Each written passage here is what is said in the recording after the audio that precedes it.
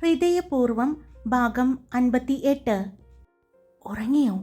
അടുത്ത് കിടക്കുന്ന ഇഷാനി പതിയെ തലപൊക്കി മിത്രയെ നോക്കിക്കൊണ്ട് സാന്ദ്രയോട് ചോദിച്ചു. ഉറങ്ങിയെന്ന് തോന്നുന്നു. ഇന്ന് മുഴുവനും ഡാൻസും മറ്റും കളിച്ചതുകൊണ്ട് നല്ല ക്ഷീണം ഉണ്ടാവും. ഉറങ്ങിക്കോട്ടെ. അല്ല, ഗംഗ ഉറങ്ങിയോ? അവൾ ഉറങ്ങിയാലും നമ്മൾ കുത്തിപ്പൊക്കും. അവള് നന്നായിട്ട് ഉറക്കം അഭിനയിക്കും. സാന്ദ്ര പറഞ്ഞതും ഗംഗ അടക്കി പിടിച്ച് ചിരിച്ചു. ഈ സാധനത്തിനെ അങ്ങോട്ട് നീക്കി കിടത്തിയിട്ട് നീ ഇപ്പുറത്തേക്ക് കിടക്ക്. അപ്പോൾ ഇവൾ പറയുന്നത് കേൾക്കാലോ. ഇഷാനി തല പൊക്കിപ്പിടിച്ച് പറഞ്ഞതും സാന്ദ്ര അടുത്ത് കിടന്ന മിത്രയെ തള്ളി നീക്കി. അവൾ ഗംഗയുടെ അടുത്തായി കിടന്നു. ഗംഗ നടുക്കും അപ്പുറവും ഇപ്പുറവും ഇഷാനിയും സാന്ദ്രയും കിടന്നു. എന്നാ ഇനി തുടങ്ങിക്കോ. നീയും ദേവർമഠത്തിൽ സച്ചിദേവും തമ്മിൽ എന്താണ് ബന്ധം? എങ്ങനെയാണ് ബന്ധം? എവിടെ വെച്ചാണ് കണ്ടുമുട്ടിയത് എന്നെല്ലാം വിശദമായിട്ട് പറഞ്ഞോളൂ എന്ന് പറഞ്ഞ് ഇഷാനി ഗംഗയെ കെട്ടിപ്പിടിച്ചു. ഞാൻ 4 വർഷങ്ങൾക്ക് മുമ്പാണ് സന്ദീപിനെ കാണുന്നത്. അന്ന് ഞാൻ എൻ്റെ സീനിയറിൻ്റെ ഒപ്പം അസിസ്റ്റൻ്റായിട്ട് പോയിക്കൊണ്ടിരിക്കുന്ന സമയമായിരുന്നു. ആ സമയത്ത് സന്ദീപിൻ്റെ ഒരു ഫ്രണ്ടിൻ്റെ വിവാഹത്തിന് അന്ന് അവിടെ ഞങ്ങളായിരുന്നു മേക്കപ്പ്. വിവാഹം ചെറുതൊന്നുമല്ല കേട്ടോ, വലിയൊരു ഫംഗ്ഷനായിരുന്നു.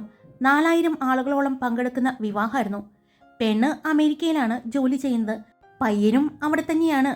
അതുകൊണ്ട് തന്നെ വലിയൊരു ഫംഗ്ഷനായിട്ട് അവർ നടത്തിയത്. ഗുരുവായൂർ അമ്പലത്തിൽ വെച്ചായിരുന്നു ഫസ്റ്റ് വെഡ്ഡിങ്. രണ്ടാമത്തേത് എറണാകുളത്തുള്ള ഒരു കൺവെൻഷൻ സെൻ്ററിലായിരുന്നു. ഞങ്ങളെല്ലാവരും തലേ ദിവസമേ ഗുരുവായൂരെത്തി. ഗുരുവായൂർ അമ്പലത്തിൽ വലിയൊരു ഹോട്ടലിലായിരുന്നു അവർ താമസിച്ചത്. ഞങ്ങൾക്കും അവിടെ തന്നെയായിരുന്നു. അറിയാലോ, എൻ്റെ മേഡം അറിയപ്പെടുന്നൊരു സെലിബ്രിറ്റി മേക്കപ്പ് ആർട്ടിസ്റ്റ് ആയിരുന്നു എന്ന്. അതിൻ്റേതായ റെസ്പെക്റ്റ് എല്ലാം ഞങ്ങൾക്കും കിട്ടിയിട്ടുണ്ടായിരുന്നു. സന്ദീപിൻ്റെ ഫ്രണ്ടാണ് ഈ ചെക്കൻ. ചെക്കൻ്റെ വീട് പാലക്കാട് തന്നെയായിരുന്നു. അവർ ഒരുമിച്ച് കോളേജിൽ പഠിച്ചിട്ടുണ്ടായിരുന്നു.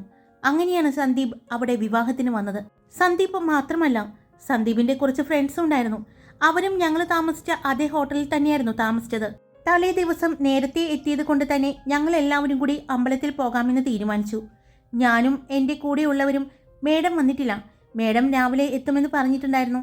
അതുകൊണ്ട് തന്നെ ഞങ്ങൾ 3 പേരും കൂടി അമ്പലത്തിലേക്ക് പോകാനായി ഇറങ്ങി. ആ സമയത്ത് തന്നെയാണ് സന്ദീപും കൂട്ടരും താമസിക്കുന്ന ഹോട്ടലിലേക്ക് കയറി വരുന്നത്. അതായിരുന്നു ഞാൻ ആദ്യമായിട്ട് സന്ദീപിനെ കണ്ടത്. അങ്ങനെയായിരുന്നു ഞങ്ങളുടെ ഫസ്റ്റ് കണ്ടുമുട്ടൽ. ഞങ്ങൾ അത് കഴിഞ്ഞ് തൊഴാനായി പോയി. കണ്ടു എന്നല്ലാതെ കാര്യമായിട്ട് ശ്രദ്ധിക്കാനൊന്നും ഞാൻ പോയില്ല. പിന്നെ ഞങ്ങൾ അമ്പലത്തിലേക്ക് പോയി. നല്ല തിരക്കായിരുന്നു. കാരണം പിറ്റേ ദിവസം എന്തോ ഒരു പ്രത്യേകതയുള്ള ദിവസമായതുകൊണ്ട് ഒരുപാട് വിവാഹങ്ങൾ നടത്തുന്നുണ്ട് എന്നാണ് അറിഞ്ഞത്. അതുകൊണ്ട് തന്നെ ആളുകളെല്ലാവരും തലേ ദിവസം തന്നെ വന്ന് സ്റ്റേ ചെയ്യുകയും മറ്റുമായതുകൊണ്ട് ആണെന്ന് തോന്നുന്നു. നല്ല തിരക്കായിരുന്നു. ഞങ്ങളും ക്യൂ നിന്നു. ഞങ്ങൾ നിന്നപ്പോഴാണ് ഞങ്ങൾ മേക്കപ്പ് ചെയ്യാൻ പോകുന്ന ആ പെൺകുട്ടിയുടെ അമ്മ ഞങ്ങളെ കാണുന്നത്. ആൻറ്റി പറഞ്ഞു, തൊഴാനാണെങ്കിൽ ക്യൂ നിൽക്കേണ്ട, ഇങ്ങോട്ട് പോര്, നമുക്ക് പ്രത്യേകം അകത്തേക്ക് പോകാനുള്ള പെർമിഷൻ ഉണ്ടെന്ന്. ഞാൻ പറഞ്ഞില്ലേ, അവരൊക്കെ വലിയ വലിയ ആളുകളാണ്. ആ പെൺകുട്ടിയുടെ അമ്മയുടെ സഹോദരൻ ആരാണ്ട് മന്ത്രിയോ അങ്ങനെ എന്തോ ആണ്. അത് കേട്ടതും ഞങ്ങൾ ക്യൂവിൽ നിന്നും ചാടി പുറത്തേക്കിറങ്ങി. നിങ്ങളൊന്ന് വെയിറ്റ് ചെയ്യണേ, അവരുടെ മകൻ, അതായത് മരുമകൻ, മകൻ്റെ ഫ്രണ്ടൊക്കെ വന്നിട്ടുണ്ട്. അവർക്ക് അമ്പലത്തിലൊന്ന് തൊഴണം എന്ന് പറഞ്ഞു. അതിനുള്ള പെർമിഷൻ എടുക്കാൻ വേണ്ടി പോയതാണെന്നും അതുകൊണ്ട് അവരോടൊപ്പം ഞങ്ങളോടും കയറി തൊഴുതോളാൻ പറഞ്ഞു. ഞങ്ങൾ സമ്മതിച്ചു. അവിടെ ഡാൻസ് മറ്റു പരിപാടികളൊക്കെ നടക്കുന്നുണ്ടല്ലോ, അവിടെ പോയി വെയിറ്റ് ചെയ്തുകൊണ്ടിരുന്നു. അപ്പോൾ ഞങ്ങളുടെ ഫോണിലേക്ക് ഈ ആൻറ്റി വിളിക്കുന്നത്. എവിടെയുണ്ടെന്ന് ചോദിച്ചു. ഞങ്ങൾ ഇവിടെയുണ്ടെന്ന് പറഞ്ഞപ്പോൾ ഞങ്ങളുടെ അടുത്തേക്ക് വന്നു. അപ്പോൾ കല്യാണ ചെക്കൻ്റെ പേര് രോഹിത് എന്നാണ്. അയാളും ഈ സന്ദീപും അടക്കം 3-4 പേര് കൂടി വന്നു. അങ്ങനെ അവർ 5 പേരും പിന്നെ ഞാനും എൻ്റെ 2 ഫ്രണ്ട്സും അടക്കം ഞങ്ങൾ 3 പേരാണ് ഉണ്ടായിരുന്നത്. ഞങ്ങൾ 8 പേര് കൂടി ഒരുമിച്ച് അകത്തേക്ക് കയറി തൊഴുതു. ഞങ്ങൾക്ക് ഭയങ്കര എളുപ്പത്തിൽ തൊഴാൻ പറ്റി. അവരെല്ലാം കാര്യങ്ങൾ ചെയ്ത് തന്നിട്ടുണ്ടായിരുന്നു. എന്നാൽ പിന്നെ ഇങ്ങനൊരു ചാൻസ് വളരെ ചുരുക്കല്ലേ കിട്ടുന്നത്. അതുകൊണ്ട് രാത്രിയുള്ള എല്ലാ പരിപാടികളും കണ്ടു കഴിഞ്ഞ് ഇറങ്ങാമെന്ന് കരുതി ഞങ്ങൾ അകത്ത് തന്നെ ഇരുന്നു. അപ്പോൾ ഇവരും ഞങ്ങളുടെ കൂടെ തന്നെ ഇരുന്നു. ഞങ്ങളോട് സംസാരിച്ചു, പേര് ചോദിച്ചു, സ്ഥലം ചോദിച്ചു. അങ്ങനെ ഞങ്ങൾ പരിചയപ്പെട്ടു. എല്ലാം കഴിഞ്ഞാണ് ഞങ്ങൾ അമ്പലത്തിൽ നിന്നും ഇറങ്ങിയപ്പോൾ എന്നെ ഭക്ഷണം കഴിക്കാമെന്ന് പറഞ്ഞു. അതിനിടയ്ക്ക് പുറത്തേക്ക് ഇറങ്ങിയതും രോഹിത്തിനെ അയാളുടെ അനിയനോ ആരൊക്കെയോ വന്ന് കൂട്ടിക്കൊണ്ടുപോയി. അവരുടെ ആരാണ്ടൊക്കെ ഗസ്റ്റുകൾ വന്നിട്ടുണ്ട്, പരിചയപ്പെടുത്താനാണെന്ന് പറഞ്ഞു. അപ്പോൾ പിന്നെ അവർ 4 പേരും പിന്നെ ഞങ്ങൾ 3 പേരും മാത്രമായി. ഞങ്ങൾ അവിടെയുള്ളൊരു റെസ്റ്റോറൻറ്റിൽ കയറി ഭക്ഷണം കഴിക്കാൻ ഇരിക്കുമ്പോഴാണ് കുറച്ചുകൂടി അടുത്ത് ഞങ്ങളെല്ലാവരും സംസാരിക്കാൻ തുടങ്ങിയത്. ആ സമയം എൻ്റെ അടുത്ത് ഭക്ഷണം കഴിക്കാനിരുന്നത് സന്ദീപായിരുന്നു. ഞങ്ങൾ കുറേ നേരം സംസാരിച്ചു. എൻ്റെ വീട്ടിലെ കാര്യങ്ങൾ പറഞ്ഞു, സന്ദീപിൻ്റെ വീട്ടിലെ കാര്യങ്ങളും പറഞ്ഞു. അന്ന് സന്ദീപ് ഇവിടെ ഒരു സൂപ്പർ മാർക്കറ്റ് തുടങ്ങുന്നതിനെക്കുറിച്ച് ആലോചിക്കുന്ന സമയമാണ്. പ്ലാനിങ്ങും മറ്റും കഴിഞ്ഞു. ആ സ്ഥലം സന്ദീപിൻ്റെ അച്ഛൻ വാങ്ങുന്ന ആ സമയം അതെല്ലാം എന്നോട് പറഞ്ഞു. അപ്പോൾ എനിക്കിവിടെ അങ്കിളും ആൻറ്റിയും മാധവേട്ടനും എല്ലാം ഉണ്ട്. ഞാനത് പക്ഷേ പറഞ്ഞില്ല. എനിക്ക് സന്ദീപ് പറഞ്ഞു വന്നപ്പോൾ തന്നെ സ്ഥലം മനസ്സിലാവുകയും ചെയ്തു. ഞാൻ പക്ഷേ ഒന്നും അറിയാത്തതുപോലെ ആദ്യമായിട്ട് കേൾക്കുന്നത് പോലെ ഇരുന്നു. പിന്നെ എന്നോട് ആരൊക്കെയുണ്ടെന്ന് ചോദിച്ചു. ഞാനും എൻ്റെ വീട്ടിലെ കാര്യങ്ങളെല്ലാം പറഞ്ഞു. അങ്ങനെ ഞങ്ങൾ രാത്രി പിരിഞ്ഞു. ഞങ്ങൾ റൂമിലേക്ക് ചെന്ന് പിന്നെ ബ്രൈഡൽ സാരി സെറ്റ് ചെയ്ത് വയ്ക്കുന്ന തിരക്കിലായിരുന്നു. മാത്രമല്ല അവരുടെ അമ്മയുടെ അങ്ങനെ 3-4 സാരികളുണ്ടായിരുന്നു. അതെല്ലാം കഴിഞ്ഞ് ഞങ്ങൾ കിടന്നു. വെളുപ്പിന് 3 മണിക്ക് എഴുന്നേൽക്കണം. പിറ്റേ ദിവസം അതുപോലെ തന്നെ പെണ്ണിനെ ഞങ്ങൾ ഒരുക്കി. എല്ലാം കഴിഞ്ഞ് പെണ്ണും ചെക്കനും അമ്പലത്തിലേക്ക് പോയി. ഞങ്ങളെ വിളിച്ചിട്ടുണ്ടായിരുന്നു. ഞങ്ങളും ചെന്നു. അന്ന് ഞാൻ ഇതുപോലെ സാരി എന്തോ ആയിരുന്നു ഉടുത്തത്. സന്ദീപും കൂട്ടരും അവിടെ വന്നിട്ടുണ്ടായിരുന്നു. ഞാൻ കല്യാണമൊക്കെ കൂടി അത് കഴിഞ്ഞ് പിന്നെ എറണാകുളത്തെ കൺവെൻഷൻ സെൻറ്ററിലേക്ക് പോയി. അവിടെയും ഞങ്ങളുടെ മേക്കപ്പ് എല്ലാം കഴിഞ്ഞ് ഞങ്ങൾ ഫംഗ്ഷൻ അറ്റൻഡ് ചെയ്യുന്ന സമയത്തെല്ലാം സന്ദീപ് എന്നെ നോക്കുന്നുണ്ടായിരുന്നു. ഞാനത് അറിഞ്ഞെങ്കിലും ഞാൻ അറിയാത്തതുപോലെ തന്നെ നിന്നു. വൈകിട്ട് റിസപ്ഷൻ ഭയങ്കര പരിപാടിയായിരുന്നു. ഒരുപാട് VIP-കളെല്ലാം വന്നിട്ടുണ്ടായിരുന്നു. ഞങ്ങൾ പെണ്ണിനെ ഒരുക്കിയെല്ലാം കഴിഞ്ഞപ്പോൾ പിന്നെ ഞങ്ങളും ഫംഗ്ഷൻ അറ്റൻഡ് ചെയ്യാൻ വേണ്ടി ചെന്നു. അവിടെ വീണ്ടും സന്ദീപിനെയും കണ്ടു. ഭയങ്കര ഡാൻസ് പ്രോഗ്രാമൊക്കെ ഉണ്ടായിരുന്നു. എല്ലാം കഴിഞ്ഞ് ഞങ്ങളുടെ മേഡം അതെല്ലാം കഴിഞ്ഞ് പോന്നു. ഞങ്ങളും ഇറങ്ങാറായി വന്നപ്പോൾ സന്ദീപ് എന്നോട് സംസാരിച്ചു. ഫോൺ നമ്പർ വാങ്ങി. ഇനി എപ്പോഴാണ് അങ്ങനെ കാണാമെന്നറിയില്ലല്ലോ എന്നെല്ലാം പറഞ്ഞു. ഫോൺ നമ്പറും കൊടുത്തു. അതിനുശേഷം പിന്നെ ഞാൻ വിളിക്കാറൊന്നും ഉണ്ടായിരുന്നില്ല.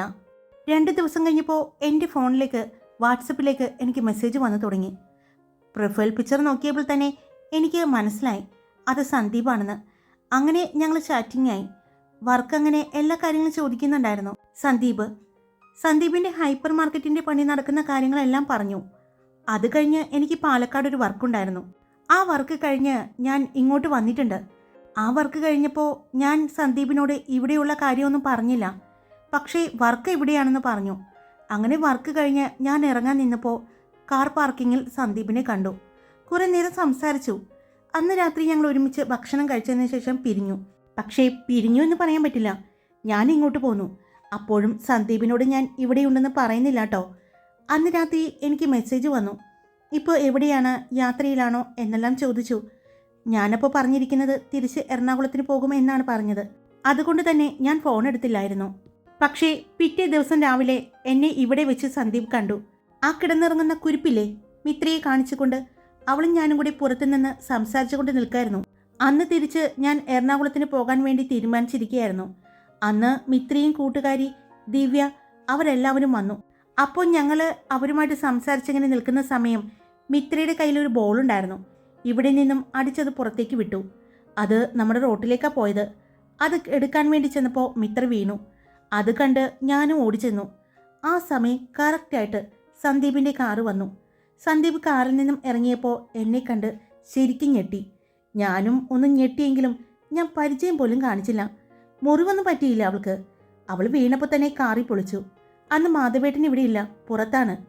അങ്ങനെ ഞങ്ങളെല്ലാവരും അവളെ കൊണ്ടുവന്നു. അപ്പോഴും എന്നെ കണ്ട ഞെട്ടലിൽ നിൽക്കുന്ന സന്ദീപിനെ ഞാൻ കണ്ടായിരുന്നു. സന്ദീപ് വണ്ടി എടുത്തുകൊണ്ട് പോയി. എനിക്കറിയായിരുന്നു എൻ്റെ ഫോണിലേക്ക് മെസ്സേജ് വരുന്നുണ്ടാകും, എന്നെ വിളിക്കുന്നുണ്ടാകും എന്നൊക്കെ എനിക്കറിയാം. ഞാൻ അങ്ങോട്ട് നോക്കാൻ പോയില്ല. അന്ന് പാലക്കാടിൽ നിന്ന് 6 മണിക്ക് പോകേണ്ട ബസ് ബുക്ക് ചെയ്തിരുന്നു ഞാൻ. അതും ആലപ്പുഴയ്ക്കായിരുന്നു. അവിടെ ഒരു ഫംഗ്ഷൻ, ഞങ്ങളായിരുന്നു മേക്കപ്പ്. എന്നെ ഇവിടെ നിന്നും കൃഷ്ണച്ചനാണ് കൊണ്ടുപോയി ആക്കി തരുന്നത്. ബസ്സിൽ കയറിയിരുന്നു. വോൾവോ ആയിരുന്നു. ഇരുന്ന് ബസ് ഓടിത്തുടങ്ങി. അപ്പോൾ എൻ്റെ സീറ്റിൽ ആരുമില്ല. പോകുന്ന വഴിക്ക് ആരെങ്കിലും കയറുമായിരിക്കും എന്ന് കരുതി. അതുവരെ സമാധാനമായിട്ട് ഇരിക്കാമല്ലോ എന്ന് കരുതി ഞാൻ വിശാലമായിട്ട് ഇരുന്ന് ഹെഡ്സെറ്റിൽ പാട്ടും കേട്ടുകൊണ്ടിരിക്കുമ്പോഴാണ് അടുത്ത് ആരോ വന്നിരിക്കുന്നത്. പെട്ടെന്ന് ഞാനൊന്ന് ഞെട്ടി മുഖത്തേക്ക് നോക്കി. ഒരു ഒന്നൊന്നര ഞെട്ടലായിരുന്നു. കാരണം അത് സന്ദീപായിരുന്നു.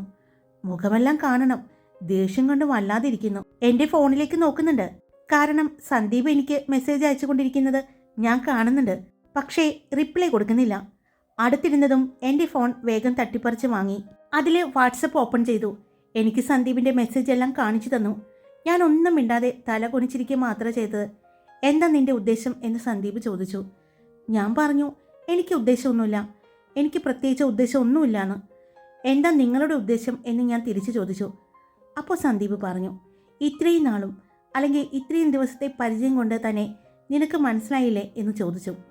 ഞാനില്ല എന്നുള്ള രീതിയിൽ ഒന്നും അറിയാത്തതുപോലെ നിഷ്കുവായിട്ടിരുന്നു. നീ അത്ര ചെറിയ കുട്ടിയൊന്നുമല്ല. നിനക്ക് എൻ്റെ മനസ്സിൽ എന്താണെന്ന് വ്യക്തമായിട്ടറിയാം. പക്ഷേ ഞാൻ പറഞ്ഞ് നിനക്ക് അത് അറിയണമെന്നാണെങ്കിൽ എനിക്ക് നിന്നെ ഇഷ്ടമാണ്. അതൊരു തമാശ കളിച്ച് നടക്കുന്ന ഒരു ഇഷ്ടമല്ല. എനിക്കെൻ്റെ ജീവിതത്തിലേക്ക് കൂട്ടിയാൽ കൊള്ളാമെന്നുണ്ട്. മറുപടി കിട്ടുകയാണെങ്കിൽ, നിനക്ക് സമ്മതമാണെങ്കിൽ ഞാൻ എൻ്റെ വീട്ടുകാരോട് പറയാം. നിന്റെ വീട്ടിൽ വന്ന് സംസാരിക്കുകയും ചെയ്യാം എന്ന് സന്ദീപ് പറഞ്ഞു. എനിക്ക് സന്ദീപിൻ്റെ ഉദ്ദേശം ഇത് തന്നെയാണെന്ന് അറിയാമായിരുന്നെങ്കിലും ഞാനത് കാര്യമാക്കാതിരുന്നതാണ്. കാരണം സന്ദീപ് എങ്ങനെയുള്ള ഫാമിലിയിൽ നിന്നാണ് എന്ന് അറിയാം എനിക്ക്. നമ്മളൊക്കെ സാധാരണക്കാരല്ലേ. ഞാനത് പറയുകയും ചെയ്തു. എൻ്റെ ഏറ്റവും ഇഷ്ടപ്പെട്ട പ്രൊഫഷനാണ് സെലിബ്രിറ്റി മേക്കപ്പ് ആർട്ടിസ്റ്റ് എന്നത്. അതുകൊണ്ട് ഞാൻ ഈ പ്രൊഫഷൻ തിരഞ്ഞെടുത്തതും. എനിക്ക് സ്വന്തമായിട്ട് വർക്കുകൾ ചെയ്യാനാണ് ആഗ്രഹം.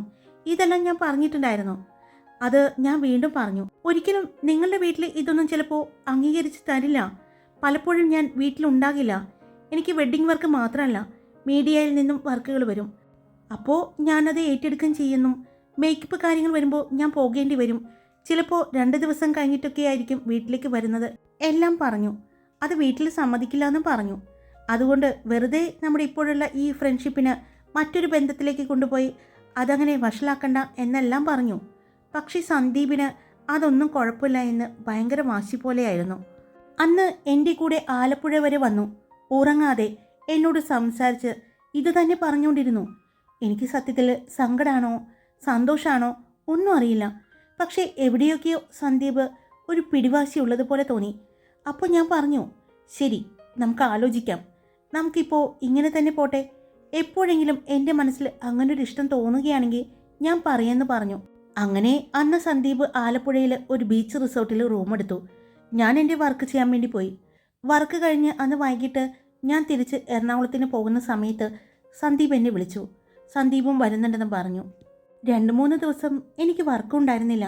അതുകൊണ്ട് ഞാൻ വീട്ടിലേക്കാണ് പോകാനാണ് തീരുമാനിച്ചത്. ഞങ്ങൾ ഒരുമിച്ച് ബസ്സിന് തിരിച്ച് എറണാകുളത്തേക്ക് പോന്നു. എൻ്റെ വീട്ടിൽ കൊണ്ടുവന്ന് ആക്കിയതിന് ശേഷമാണ് ആൾ തിരിച്ച് പാലക്കാടിന് വന്നത്. പിന്നെ ഇതുപോലെ പലപ്പോഴും കാണാറുണ്ട്. കൂടുതലും സംസാരിക്കുന്നത് ഫോണിലൂടെ, ചാറ്റിങ്ങും എല്ലാമായിരുന്നു. അതിലൂടെ തന്നെ എനിക്ക് മനസ്സിലായി സന്ദീപിന് എന്നെ ഒരുപാട് ഇഷ്ടമാണെന്ന്. പക്ഷേ ഇത് ഓവർ പൊസസീവ്നെസ് ഉള്ള ഒരാളാണ് സന്ദീപ് എന്ന്.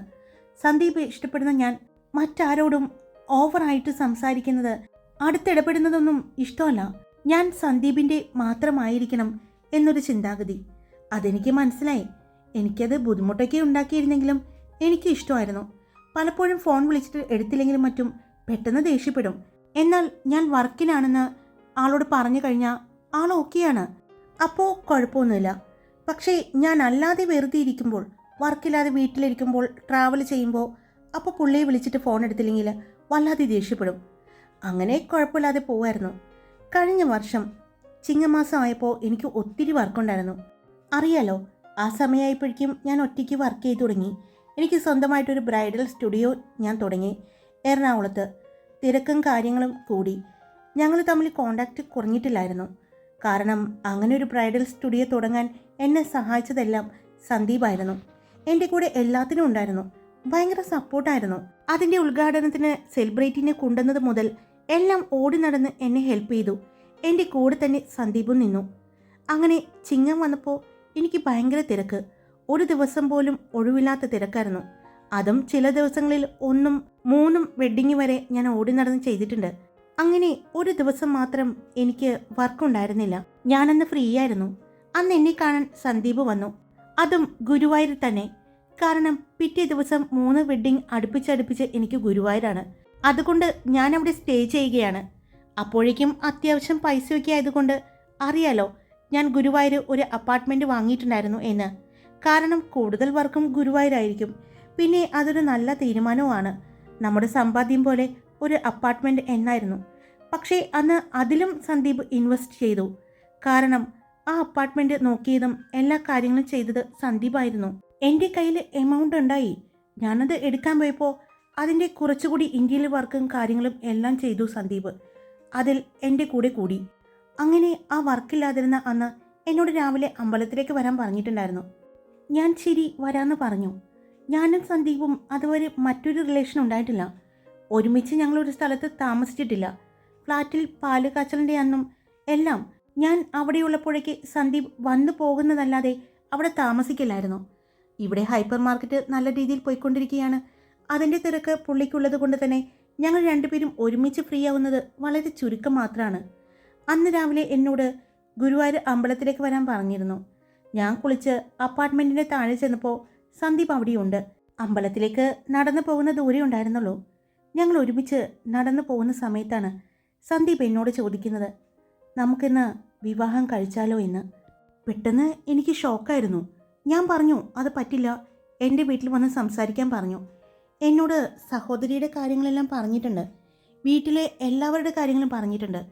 എനിക്ക് സത്യത്തിൽ സഹോദരിയെ ഭയങ്കര പേടിയാണ്. സന്ദീപിൻ്റെ അതൊരു പ്രത്യേക ക്യാരക്ടറുള്ള കുട്ടിയാണ്. എനിക്ക് മനസ്സിലാകുന്നുണ്ടായിരുന്നു. ഗംഗ പറഞ്ഞതും നീ സിത്താരയുടെ കാര്യമാണോ പറയുന്നത്? സാന്ദ്ര ചോദിച്ചു. അതെ, ഗംഗ പറഞ്ഞു. ഞാൻ പറഞ്ഞു പറ്റില്ല, വീട്ടിൽ സംസാരിക്കണം എന്ന് പറഞ്ഞു. പക്ഷേ സന്ദീപ് ഭയങ്കര വാശി, ദേഷ്യം എല്ലാം കാണിച്ചു. അവസാനം സന്ദീപിൻ്റെ വാശിക്ക് എനിക്ക് നിന്ന് കൊടുക്കേണ്ടി വന്നു. അന്ന് അവിടെ വെച്ച് ഗുരുവായൂരപ്പൻ്റെ നടയിൽ വെച്ച് സന്ദീപ് എൻ്റെ കഴുത്തിൽ താലി കെട്ടി. കെട്ടുക മാത്രമല്ല, ഗുരുവായൂർ അമ്പലത്തിൽ ഞങ്ങൾ വിവാഹം സന്ദീപ് രജിസ്റ്റർ ചെയ്യുകയും ചെയ്തു. എനിക്ക് സങ്കടമൊന്നും ഉണ്ടായിരുന്നില്ല. എന്നാലും അമ്മയും അച്ഛനും അറിയാതെ അതെനിക്കൊരു വിഷമമായിട്ട് മനസ്സിലുണ്ടായിരുന്നു. അന്ന് സന്ദീപ് എൻ്റെ കൂടെ ഫ്ലാറ്റിലുണ്ടായിരുന്നു. പിന്നീട് അങ്ങോട്ട് ഒരു ഭാര്യയും ഭർത്താവും എങ്ങനെയാണോ അതുപോലെ തന്നെയായിരുന്നു. അതിനുശേഷം സന്ദീപിന് മാറ്റങ്ങളൊന്നും ഉണ്ടായിരുന്നില്ല. ആള് എൻ്റെ കാര്യങ്ങൾ അപ്പോഴും അന്വേഷിക്കും, എല്ലാം ചെയ്യുമായിരുന്നു. അങ്ങനെ ഇരിക്കുമ്പോൾ ഇവിടെ ഞാൻ വരുമ്പോഴെല്ലാം സന്ദീപ് അറിയുമായിരുന്നു. സന്ദീപ് എന്നെ കാണാൻ വരുമായിരുന്നു. ഞാൻ സന്ദീപിനെ കാണാൻ ഹൈപ്പർ മാർക്കറ്റിലും പോയിട്ടുണ്ട്. പക്ഷെ ഞാൻ പറഞ്ഞില്ലേ, എനിക്ക് സന്ദീപിൻ്റെ ഒറ്റ കാര്യത്തിൽ മാത്രമേ വിഷമവും ദേഷ്യവും തോന്നൂ. ഞാൻ സന്ദീപിൻ്റെ മാത്രമായിരിക്കണം എന്നുള്ള ഒരു പൊസസീവ്നെസ് ആയിരുന്നു സന്ദീപിന്. അത് ചിലപ്പോഴൊക്കെ ഞാൻ ആസ്വദിക്കുന്നുണ്ട്, ഇഷ്ടപ്പെടുന്നുണ്ട്. ചിലപ്പോഴെല്ലാം എനിക്ക് കരച്ചിലും വരുമായിരുന്നു. ഇപ്പോഴും ആരും അറിയാതെ ഇതെല്ലാം മുന്നോട്ട് പോകുന്നു. എൻ്റെ വീട്ടിൽ എനിക്ക് വിവാഹം ആലോചിച്ച് തുടങ്ങി. എനിക്കിത് പറയണമെന്നുണ്ട്, സന്ദീപിൻ്റെ കാര്യം. പക്ഷേ സന്ദീപിന് വീട്ടിൽ പറയാൻ ഒരു പേടിയുള്ളതുപോലെ എനിക്ക് തോന്നുന്നു. പെട്ടെന്ന് അത് പേടിക്കണം. നിങ്ങളുടെ ഭാവി അമ്മായിമ്മ സാധാരണക്കാരിയല്ല, ഒരു രാക്ഷസിയാണ്. ആ സിത്താരയെ പോലെ തന്നെ ഒരു സൈക്കോ. മിത്രയുടെ സംസാരം കേട്ടതും എല്ലാവരും ഞെട്ടി അവളെ നോക്കി. നീ ഉറങ്ങിയിട്ടില്ലായിരുന്നോ? ഇല്ല, നിങ്ങളിത് പറഞ്ഞു തുടങ്ങിയപ്പോഴേ ഞാൻ അറിഞ്ഞിരുന്നു. ഒരു കാര്യം ഞാൻ പറഞ്ഞേക്കാം ഗംഗ ചേച്ചി, സ്നേഹം കൊണ്ട് പറയുകയാണ്. ആ സന്ദീപ് എന്ന് പറയുന്ന ആളെക്കുറിച്ച് ചേച്ചി പറഞ്ഞത് വെച്ച് അയാളും ആ സിത്താരയും ഒക്കെ ഒരേ പാർട്ടിയാണെന്ന് എനിക്ക് തോന്നുന്നു. സിത്താര കാണിച്ചത് കണ്ടില്ലേ? അവളേലും എന്തോരം പ്രായമുണ്ട് നമ്മുടെ മാധവേട്ടന്. എന്നിട്ട് മാധവേട്ടനെ പ്രണയിച്ച് നടക്കുന്നു. എത്ര പ്രാവശ്യം പറഞ്ഞാലും മനസ്സിലാവില്ല. എനിക്കതുകൊണ്ട് നല്ല ടെൻഷനുണ്ടായിരുന്നു, ലക്ഷ്മി ചേച്ചിയെ അവളെന്തെങ്കിലും ചെയ്യുമോ എന്ന്. മിത്രയുടെ ആ വെളിപ്പെടുത്തൽ ഇഷാനിക്കും സാന്ദ്രയ്ക്കും ഒരു ഞെട്ടലാണ് ഉണ്ടാക്കിയത്. നീ നീ എന്താ പറഞ്ഞത്? സാന്ദ്ര ചോദിച്ചു. അവൾ പറഞ്ഞത് സത്യമാണ്, ഗംഗ പറഞ്ഞു. അത് കേട്ടതും പെട്ടെന്ന് ചാടി എഴുന്നേറ്റ് ഇഷാനി ലൈറ്റ് ഇട്ടു. ഹായ്, എല്ലാവരും സുഖമായിട്ടിരിക്കുന്നോ? ഞാൻ സുഖമായിട്ടിരിക്കുന്നു. സ്റ്റോറി ഇട്ടിട്ടുണ്ടേ. ഇഷ്ടപ്പെട്ടാൽ ലൈക്ക് ചെയ്യാനും ഹൈപ്പ് ചെയ്യാനും സബ്സ്ക്രൈബ് ചെയ്യാതെ കേൾക്കുന്നവരുണ്ടെങ്കിൽ സബ്സ്ക്രൈബ് ചെയ്യാനും മറക്കല്ലേ. Love you all. It's me Karthika.